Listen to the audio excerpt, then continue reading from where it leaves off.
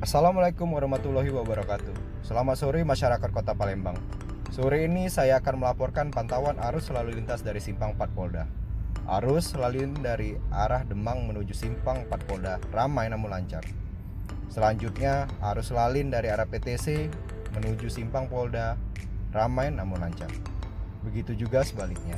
Dan juga arus lalin dari arah Sudirman menuju bandara melalui jalur flyover lancar kondusif. Begitu juga sebaliknya. Kami himbau kepada masyarakat untuk tetap memperhatikan jarak aman antar kendaraan serta batas normal kecepatan kendaraan Anda. Dikarenakan akhir-akhir ini Kota Palembang sering diguyur hujan yang mengakibatkan beberapa ruas jalan menjadi licin. Untuk menghindari terjadinya kecelakaan lalu lintas, kami menghimbau kepada masyarakat untuk mengurangi kecepatan kendaraan Anda. Mari budayakan tertib berlalu lintas dan mengutamakan keselamatan sebagai kebutuhan. Dan kami tetap himbau untuk masyarakat Kota Palembang tetap mematuhi protokol kesehatan, mencuci tangan, menjaga jarak, dan menggunakan masker.